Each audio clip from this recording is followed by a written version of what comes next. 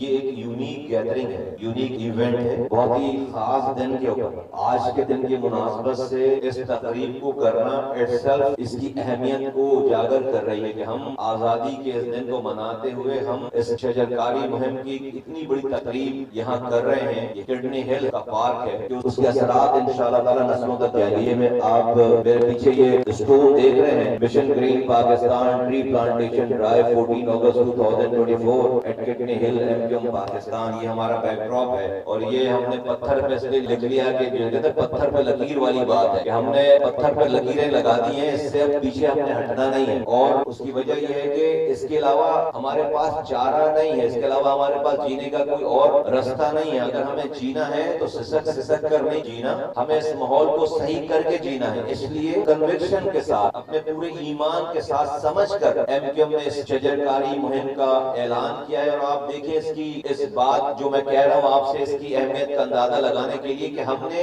اس کو آج سے تقریباً 8 دن پہلے جب انوگریٹ کیا ہے، اس کی انوگریشن میں ہم نے اس کی کلوزنگ ڈیٹ نہیں دی آپ کو۔ اس شجرکاری مہم کی کوئی کلوزنگ ڈیٹ نہیں ہے کہ کس دن یہ مہم ختم ہو جائے گی، نہیں، اس کو نسلوں میں چلنا ہے۔ یہ تو ابھی ابتدا ہے، اس کی کوئی کلوزنگ ڈیٹ نہیں ہے، کیونکہ یہ 50 سال کی تباہی بربادی کوئی 2-4 ہفتوں میں یا مہینوں میں یہ صحیح ہونے والی چیز نہیں ہے۔ تو ہم اس کو سمجھ رہے ہیں اس والی بات کو، اس وجہ سے ہم نے اس کو ہمیں ایجوکیٹ کرنا ہے۔ ابھی تو اسکولوں میں جانا ہے، برادریوں میں جانا ہے، ہمیں تمام انسٹیٹیوشنز میں جانا ہے، اسٹوڈنٹس کے پاس جانا ہے، خواتین کے پاس جانا ہے، مردوں کے پاس جانا ہے، ہمیں مارکیٹس میں جانا ہے، دکان والوں کے پاس جانا ہے۔ غرض یہ کہ ہر کسی کے پاس جا کر یہ کہنا ہے کہ بھائی آپ اپنی ایک ایوریج سے لائف زندگی میں کم سے کم 8 درختوں کا آکسیجن پی جاتے ہو ایک انسان، میں آپ سب لوگ، ہم سب لوگ۔ اور یہ میری یہ کوئی کسی سیاستدان کا کال نہیں ہے، یہ جو لوگ اس میں مہارت رکھتے ہیں، جو PhDs ہیں، ڈاکٹریٹ ہیں، یہ ان سب لوگوں کی تحقیق ہے کہ ایک عام انسان اپنی ایوریج زندگی میں 8 درختوں سے جو آکسیجن ڈسچارج ہوتا ہے وہ کنزیوم کر لیتا ہے۔ تو اس بات سے یہ پتا چلتا ہے کہ بھئی ہمیں کم سے کم اپنے جینے کے لیے 8 درختوں لگانے چاہیے کم سے کم، جس کا